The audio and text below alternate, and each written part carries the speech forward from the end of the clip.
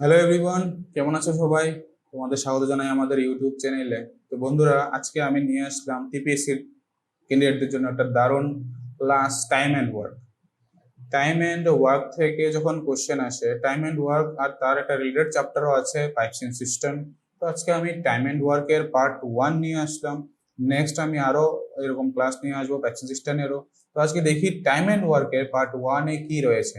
অবশ্যই এখানে বেসিক খুব ভালোভাবে আলোচনা করা হবে, আর প্রত্যেকটা ডাউট যেন ক্লিয়ার হয়ে যায়, প্রবলেম যেন না থাকে, তার জন্য আমি কোশ্চেনও করাবো এক্সাম্পল দেখিয়ে, যাতে তোমাদের প্রত্যেকটা কনসেপ্ট ক্লিয়ার হয়। ঠিক আছে, চলো চলো তাহলে শুরু করি। Time and work. Time and ওয়ার্কের মধ্যে ফার্স্টে যেটা জানতে হবে, ওয়ার্ক মানে কি। কোনো একটা কাজ করতে গেলে অবশ্যই টাইম দরকার, কিন্তু কাজটা করতে পারবো কিনা সেটা জানার জন্য আমাদের কি দরকার, আমি কাজটা করার ক্যাপাবল কিনা, ক্যাপাসিটি আছে কিনা কাজটা করার, তার মানে কি এফিসিয়েন্সি। এফিসিয়েন্সি যদি না বোঝো, বোঝার সবচেয়ে থেকে বেস্ট হলো গিয়ে এফিসিয়েন্সি মানে ক্যাপাসিটি। তোমার কাজ করার ক্ষমতা কতটুকু, সেটাই হলো গিয়ে এফিসিয়েন্সি। দিন রাত 24 ঘন্টা কেউ কাজ করে না, কতটুকু কাজ করে, একদিনে কিছু না কিছু পরিমাণ কাজ করে, ওইটাই তার এফিসিয়েন্সি বা ওইটাই তার ক্যাপাসিটি। তার মানে শর্টকাট বোঝার জন্য এফিসিয়েন্সি মানে কি পার ডে ওয়ার্ক। একদিনের কাজ, একদিনে কতটুকু কাজ করছে, কতটুকু কাজ করতে পারে, সেটাই হলো গিয়ে এফিসিয়েন্সি। ঠিক আছে, তার মানে এফিসিয়েন্সি কি, এফিসিয়েন্সি এখান থেকে আমি বলতে পারছি যে এফিসিয়েন্সি মানে কি পার ডে ওয়ার্ক বা ক্যাপাসিটি, কাজ করার ক্ষমতা। ঠিক, তো এখান থেকে যদি একটু সিম্পলিফাই করি যে work equals to time into efficiency, তাহলে এখান থেকে এফিসিয়েন্সিকে লেখা যায় ওয়ার্ক বাই টাইম, বা এখান থেকে লেখা যায় time equals to work by efficiency. লেখা যায় এতটুকু। ঠিক আছে, তো এখান থেকে যদি আমি দুটোর মধ্যে একটা রিলেশন বানাতে চাই, যে এফিসিয়েন্সি আর টাইমের মধ্যে একটা কি রিলেশন, এফিসিয়েন্সি টাইমের মধ্যে যেহেতু ওয়ার্ক দুটোর ক্ষেত্রে কি থাকছে, সেম থাকছে, তার মানে কনস্ট্যান্ট থাকছে। তো কনস্ট্যান্ট পার্টটা যদি আমি সরিয়ে নেই, যে রিলেশনটা আসে এফিসিয়েন্সি আর টাইমের মধ্যে, সেটা হলো ইনভার্স রিলেশন, ব্যস্তানুপাতিক সম্পর্ক। ইনভার্স রিলেশন কার কার মধ্যে? ইনভার্স রিলেশন এফিসিয়েন্সি আর টাইমের মধ্যে ইনভার্স রিলেশন। ঠিক আছে, এফিসিয়েন্সি আর টাইমের মধ্যে ইনভার্স রিলেশন কিরকম? যদি এফিসিয়েন্সি বেশি থাকে, তোমার ক্ষমতা যদি বেশি থাকে, অবশ্যই তোমার কাজ করতে গেলে টাইম কম লাগবে। আর যদি তোমার ক্ষমতা কম থাকে, এফিসিয়েন্সি কম থাকে, তাহলে তোমার কাজটা করতে গেলে বেশি টাইম লাগবে। তার মানে কি ব্যস্তানুপাতিক সম্পর্ক, ইনভার্স রিলেশন। ঠিক, এখান থেকে যদি আমি বলতাম যে একটা এক্সাম্পল, এ আর বি দুইজন পার্সন, এটা তোমরা স্ক্রিনশট নিয়ে নিও, এটাকে আমি রিস করে দিচ্ছি। যে মনে করো এ আর বি দুইজন পার্সন, ঠিক আছে, এ আর বি দুইজন পার্সনের মধ্যে এ একটা কাজ করতে পারে সে ধরো 5 দিনে, আর বি ওই কাজটা করতে পারে কত দিনে? 10 দিনে। সেম কাজটাই করতে পারে, সেম কাজটি করে এ এর 5 দিন টাইম লাগে, বি এর 10 দিন টাইম লাগে। কেন তার 10 দিন টাইম লাগছে? কারণ তার এফিসিয়েন্সি কম, তার ক্ষমতা কম। তো এখান থেকে যদি আমি দেখি যে এটা তো তার টাইম না, দুইজনের কি দেওয়া? টাইম দেওয়া। যদি আমি বলি যে এফিসিয়েন্সি কত, এফিসিয়েন্সি এখান থেকে দেখি, এফিসিয়েন্সি এখান থেকে লেখা যায় না। এখন আমি দেখেছিলাম যে এফিসিয়েন্সি মানে কি টাইমের সঙ্গে ইনভার্স, বা টাইম এফিসিয়েন্সির সঙ্গে ইনভার্স।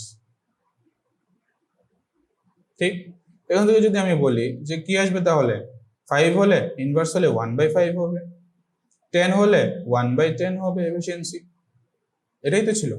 তো এখান থেকে যদি আমি রেশিও করি, টাইমের মধ্যে যদি আমি বলি, দেখো টাইমের মধ্যে যদি আমি একটু রেশিও করি, টাইমের রেশিও করলে কি হবে? ডেটা সরে যাবে, ক্যান্সেল হয়ে যাবে, কত হয়ে যাবে? 5:10, 5:10। এখান থেকে যে 1/5 আর 1/10, তাদের মধ্যে ফ্র্যাকশনের মধ্যে রেশিও থাকলে আমরা রেশিওকে তো ফ্র্যাকশনে লিখি না, নর্মাল ফর্মে লিখি, সিম্পলেস্ট ফর্মে। তো এখান থেকে আমি যদি লিখে নিই যে দুটোটাকে যদি আমি 50 দিয়ে মাল্টিপ্লাই করে দিই, 50 মানে কি দুটোটার যদি বলি 50 মানে কি এটাতেও ডিভাইড যাবে এটাতেও ডিভাইড যাবে, মানে এক ধরনের এলসিএম এটা, ঠিক আছে, এলসিএম। তো এলসিএম যদি করি 50 দিয়ে আমি ডিভাইড করলাম, 50 দিয়ে ডিভাইড করলাম, সরি 50 দিয়ে মাল্টিপ্লাই করলাম, মানে বানাতে চাইছি আমি দুটোটাকে সেম সেম, মানে নিচে কোনো কিছু রাখবো না। তো এখানে ক্যান্সেল আউট করছি, কত 5 আর এখানে কত 10, যেটা আসছে 10 কত 5। দেখো টাইমের যে রিলেশনটা ছিল, টাইমের যে রেশিওটা ছিল এফিসিয়েন্সির মধ্যে ঠিক উল্টে গেছে, ঠিক আছে, ঠিক উল্টে গেছে, ক্রস হয়ে গেছে, উল্টে গেছে। তার মানে কি এফিসিয়েন্সি আর টাইমের মধ্যে রিলেশন উল্টা হয়ে যায়, রিলেশন ইনভার্স রিলেশন বোঝা যাচ্ছে, ঠিক আছে। আরো কিছু এক্সাম্পল নি, ধরো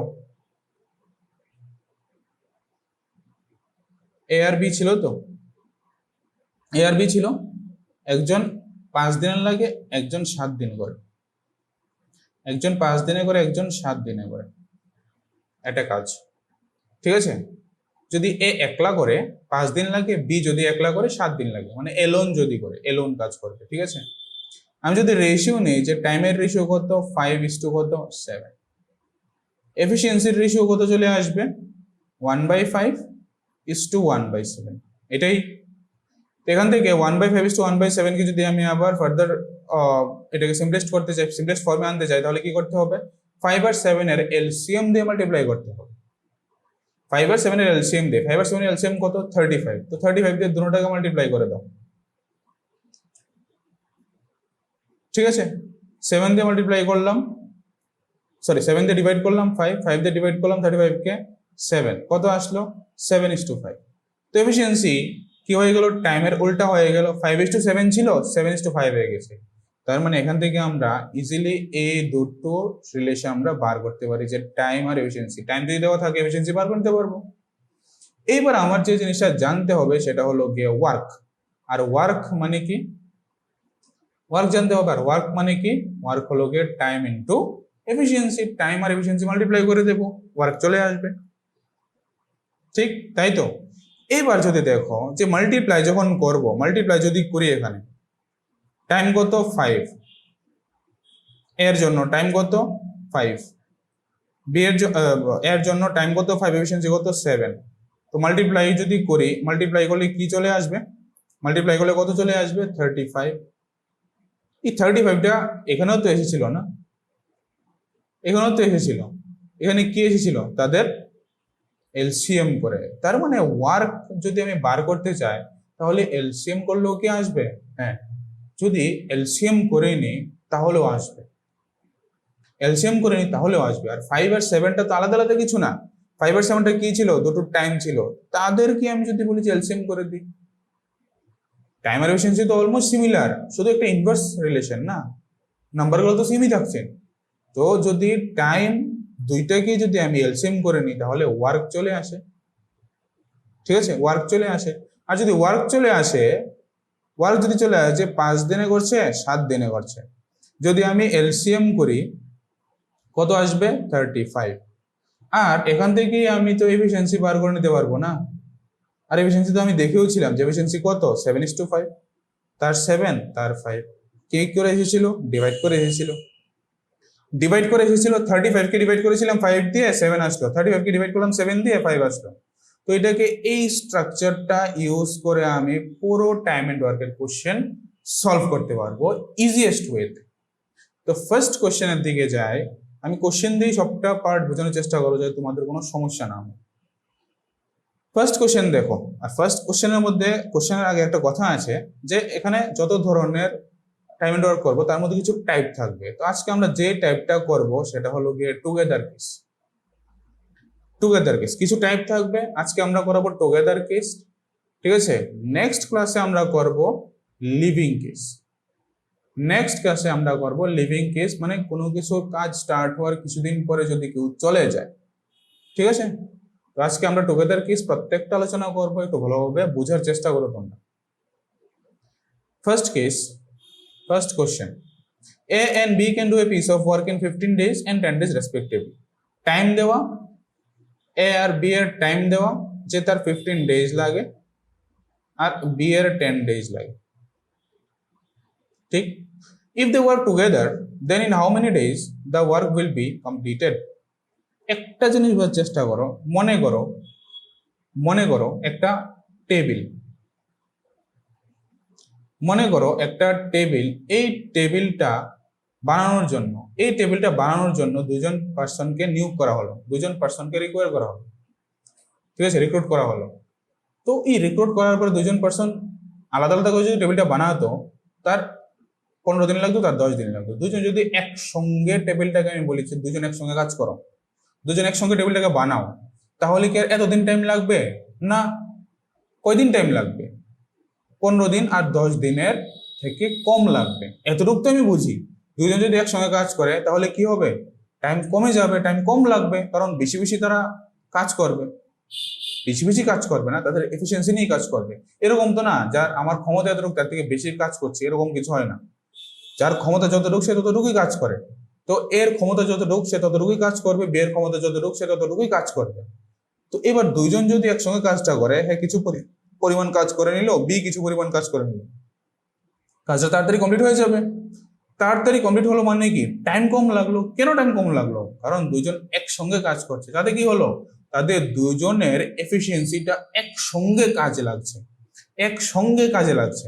তার মানে কি? এফিসিয়েন্সি এক হয়ে যাচ্ছে, এফিসিয়েন্সি এক হয়ে যাচ্ছে, মিলে যাচ্ছে, মানে কি? এড হয়ে যাচ্ছে। এফিসিয়েন্সি কি হয়? এফিসিয়েন্সি এড হয়ে যাচ্ছে। টাইম এড হবে না, কিন্তু টাইম এড যদি হয় টাইম তো বেড়ে যাবে, আর দুজন একসঙ্গে কাজ করলে কি হয়? টাইম কমে। তার মানে কি হবে? শুধু এফিসিয়েন্সি এড হবে, এফিসিয়েন্সি বাড়বে। কিভাবে বাড়বে? এড হবে। বুঝা গেছে? তো এবার এই জায়গাটার মধ্যে কাজ কতটুকু দেওয়া হলো সেটা আমার জানতে হবে। আর সেটা জানার জন্য আমি তো বললামই যে কি করতে হয়, ওয়ার্ক জানার জন্য এলসিএম করতে হয়। কার এলসিএম? টাইমের এলসিএম। তো যদি আমি টাইমের এলসিএম করি, টাইমের এলসিএম করলে কত আসছে?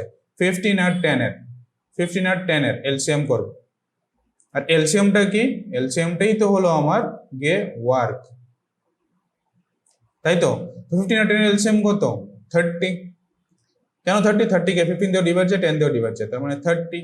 আর এখান থেকে আমি দেখছি যে এর এলসিএম কত, সরি এর এফিসিয়েন্সি কত, এর এফিসিয়েন্সি কত? এফিসিয়েন্সি মানে কি? Work by time. এটা ছিল টাইম, এটা ছিল টাইম, আর এটা যেটা সেটা কি? এটা ওয়ার্ক। ওয়ার্ক কত? 30। কি করে আনলাম? এলসিএম করে। তো ওয়ার্ক বাই টাইম যদি করি সেটাই হয় কি? এফিসিয়েন্সি। তো ওয়ার্ক বাই টাইম যদি করি, দ্যাট ইজ 30/15 যদি করি কত আসছে? এফিসিয়েন্সি 2। এটা যদি 30/10 করে এফিসিয়েন্সি কত আসছে? 3। বাস এফিসিয়েন্সি পেয়ে গেলাম। তাদেরকে কতটুকু কাজ দেওয়া হলো? তাদেরকে 30 ইউনিটের কাজ দেওয়া হলো।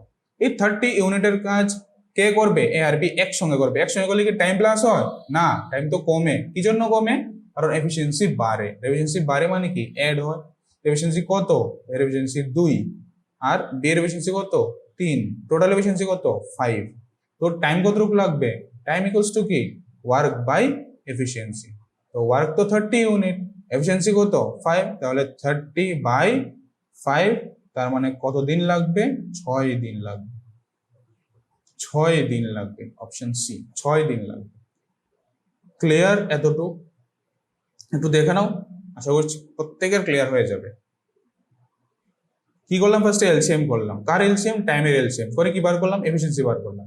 এফিসিয়েন্সি কি করলাম? প্লাস করলাম। কেন? কারণ টোটাল এফিসিয়েন্সি দরকার, কারণ একসঙ্গে কাজ করছে, একসঙ্গে কাজ করছে, টুগেদার কাজ করছে। যদি টুগেদার একসঙ্গে কাজ করে তাহলে এফিসিয়েন্সি কি হবে? এফিসিয়েন্সি এড হয়ে যাবে। এড হয়ে কি হবে?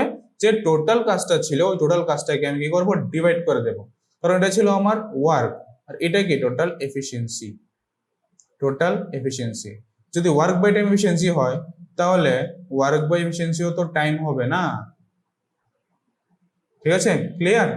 তাহলে চলো নেক্সট কোশ্চেন দেখি।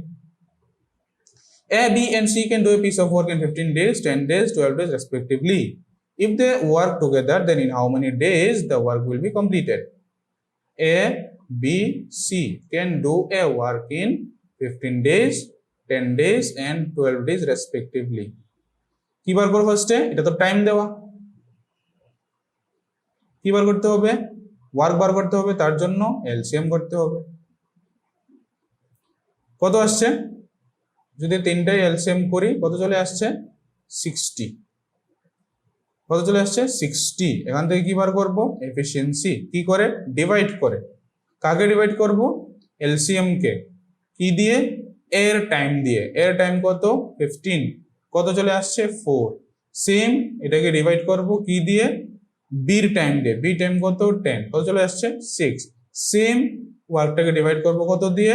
সি এর টাইম দিয়ে। সি এর টাইম কত? 12। কত চলে আসছে? 5। এ বি সি এর এফিসিয়েন্সি পেলাম। তারা একসঙ্গে কাজ করবে, তার মানে টোটাল এফিসিয়েন্সি কত হবে? টোটাল এফিসিয়েন্সি ফার্স্টে টোটাল টাইম কত, সরি টোটাল ওয়ার্ক কত? 60। টোটাল এফিসিয়েন্সি কত? 4 প্লাস 6 প্লাস কি 5 কত? 15। তো টাইম কতটুকু লাগবে? Work by efficiency. ওয়ার্ক কত? 60, এফিসিয়েন্সি কত? 15। ক্যান্সেল করলে কত হয়? 4 days। Option A. ইজি সবার জন্য।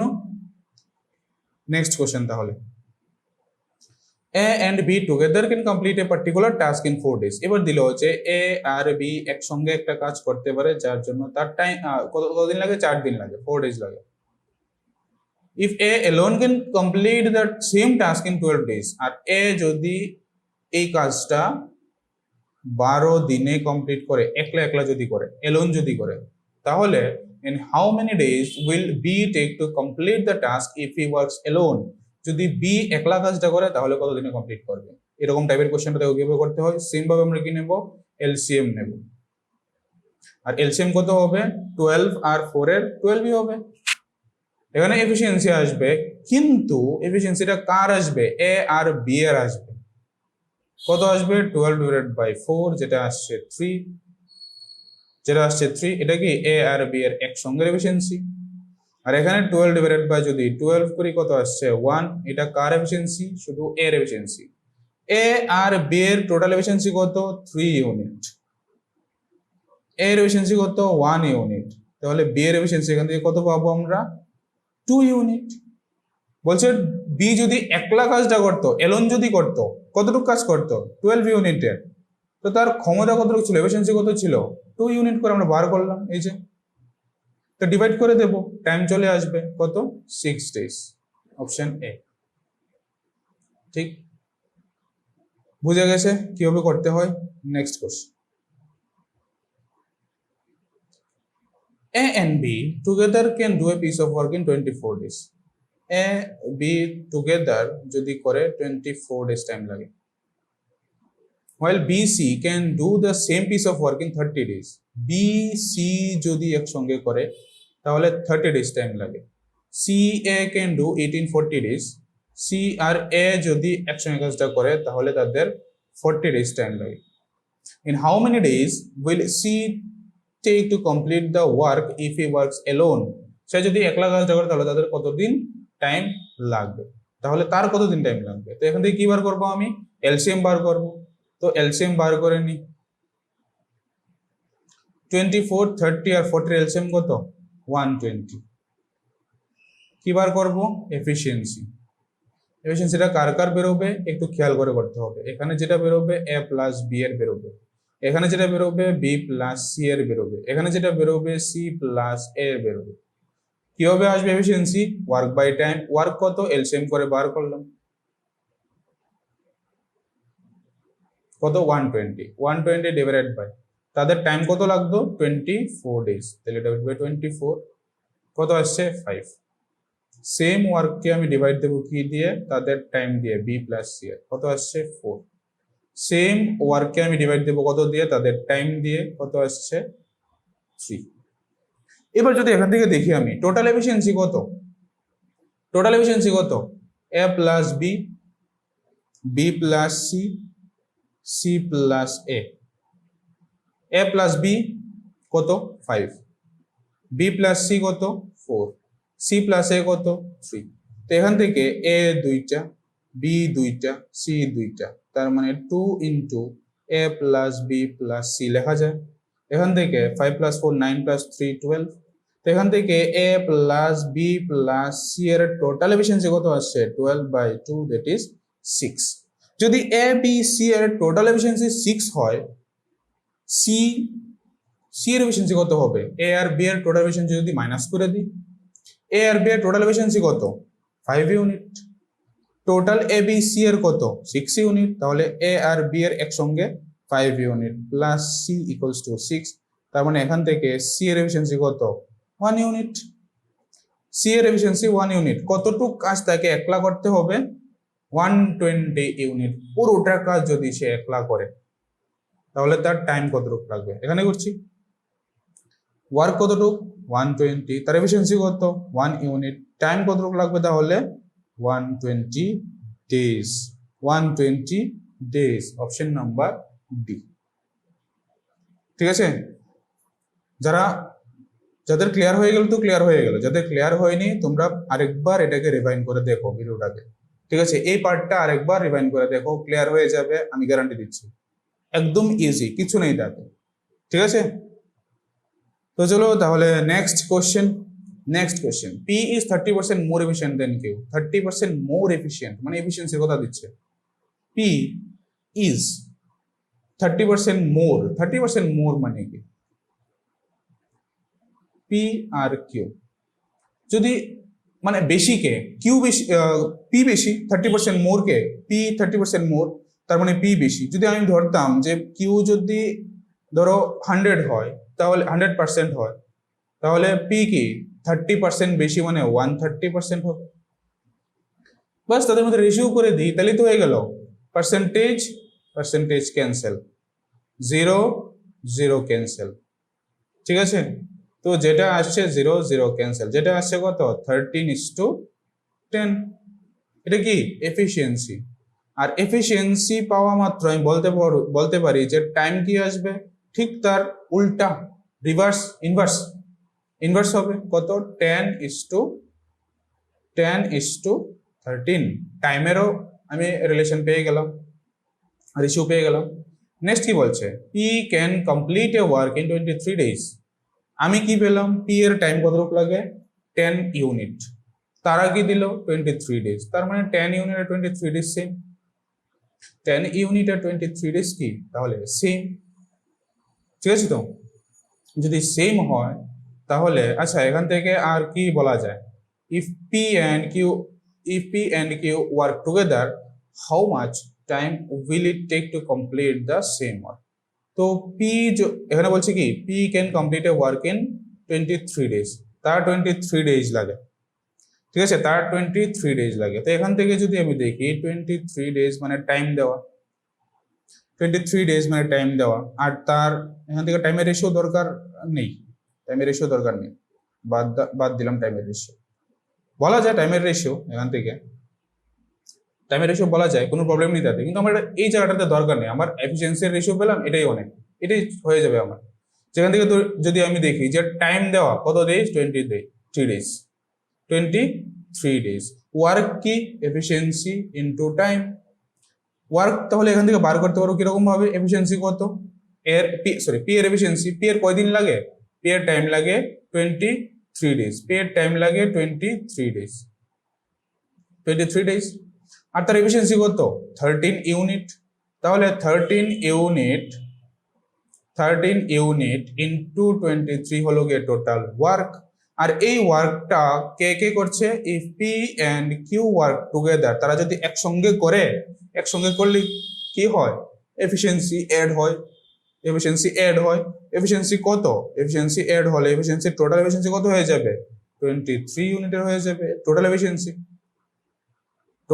এফিসিয়েন্সি কত হয়ে যাবে 23 ইউনিটে। টোটাল এফিসিয়েন্সি যদি 23 ইউনিট হয়, তাহলে ওয়ার্ক যদি এত হয়, তাহলে এখান থেকে আমি বার করতে পারবো না যে টাইম কতটুকু লাগবে। Work 13 unit into 23, efficiency 23 unit cancel, চলে গেল 23 ক্যান্সেল। টাইম কতটুকু লাগছে 13 ডেজ।